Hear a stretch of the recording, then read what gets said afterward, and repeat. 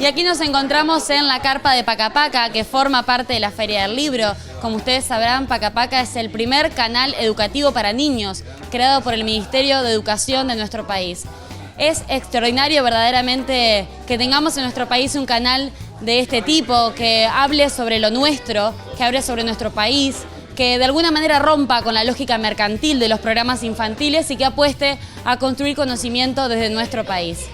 Desde aquí mismo los quiero invitar a escuchar el diálogo que mantuvimos con Ricardo Forster, este filósofo y también participante de Carta Abierta y secretario de Pensamiento Nacional de nuestro país. Él nos habla sobre el pensamiento nacional justamente y nos brinda una cantidad de reflexiones muy interesantes que la compartimos de esta manera con todos ustedes.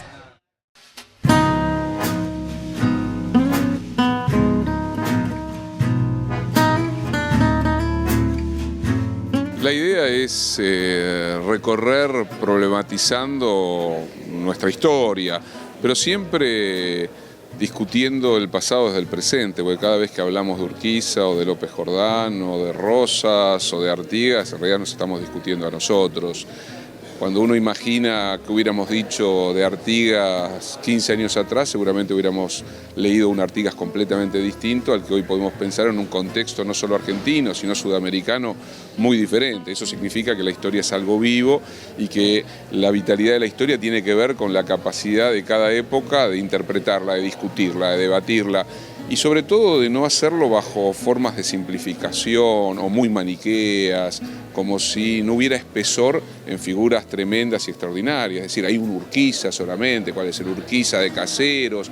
Hay otro Urquiza y la guerra de la Triple Alianza.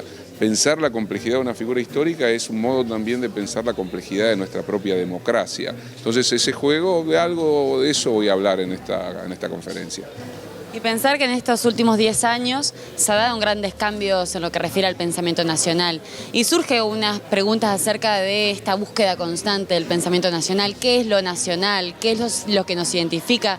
También una profunda discusión sobre la deuda externa, en un contexto de búsqueda de la patria grande. ¿Cómo ve esa perspectiva? Yo creo que hay que romper un mito. Cuando hablamos de pensamiento nacional no hablamos de nacionalismo, no hablamos de un etos que nos arraiga a un principio esencialista. Hablamos del humus, de la complejidad que se dio cita en este movimiento que conforma lo que yo llamaría las tradiciones argentinas. Esa complejidad, ese mundo caleidoscópico, esas mezclas le dan forma a una idiosincrasia, a determinadas maneras de pensar la realidad, a la sociedad, le dan forma también a nuestros conflictos, a nuestras disidencias. No podemos decir que Marechal es nacional y Borges no es nacional, es una tontería, es absurdo.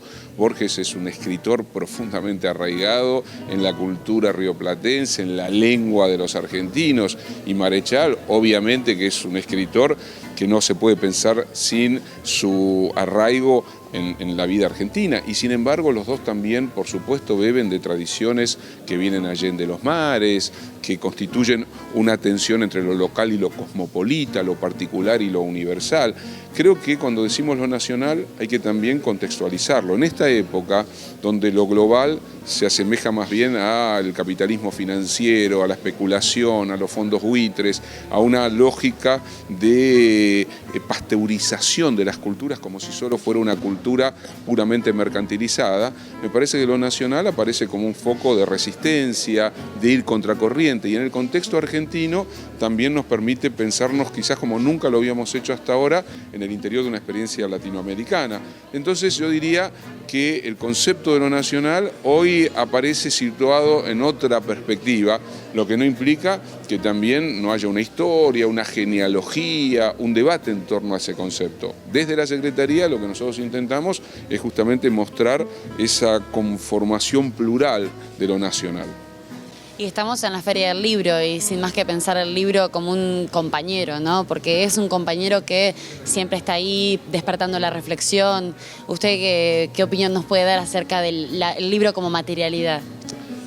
A ver, yo no puedo concebir mi vida sin el libro. Para mí el libro es la experiencia de lo maravilloso, tiene que ver con el paraíso de la infancia, con esas lecturas que nos permitían vivir como si fuéramos los héroes que se estaban desplegando en la narrativa de un libro. No sé, leer a Horacio Quiroga era imaginarse en la selva misionera, leer a Emilio Salgari era convertirse en un pirata en una isla de Indonesia, o leer a Hudson era imaginarnos como un chico en la pampa bonaerense. La lectura es una experiencia única, intransferible, maravillosa, que abre la visión del mundo. Una biblioteca es abrir ventanas a la pluralidad del universo.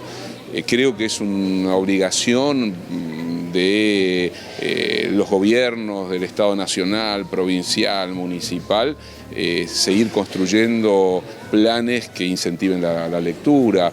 Creo que una sociedad que convierte cada vez más a sus ciudadanos en lectores es una sociedad mejor. No es garantía ser lector, ser una persona mejor. La lectura lo que permite es quizás mirar más ampliamente el mundo. Por ejemplo, si yo leo a Shakespeare, quizás voy a entender cosas del amor que por propia experiencia personal jamás voy a poder atravesar, porque hay que ser al mismo tiempo Otelo, Romeo o Macbeth. Y bueno, nadie puede ser eso. Shakespeare pudo bajo la invención literaria. Entonces la lectura es también la posibilidad de encontrarse con la poesía. Estoy en la tierra de Juan L. Ortiz. A ver, leer a Juan L. Ortiz es escuchar el río, es mirar de otra manera el paisaje. Creo que un libro siempre nos ensancha la visión del mundo, de la vida y de nosotros mismos. Entonces, una feria del libro es siempre un lugar extraordinario, hay que apoyar las ferias, es muy bueno que todas las ciudades del país en algún momento de su año detengan una cierta marcha de ese mundo que parece que pasa todo fugazmente y descubran que un autor que escribió hace 100 años puede tener una actualidad única, o uno que escribió hace 2500 años. Si yo leo El banquete de Platón, seguramente nunca se escribió nada tan profundo sobre el deseo, sobre el erotismo, y así podríamos seguir. Es decir, un libro siempre es actual, porque cada vez que un niño, un joven, un adulto o un anciano abre un libro, por más que ese libro tenga siglos, es absolutamente contemporáneo, y eso es mágico, único.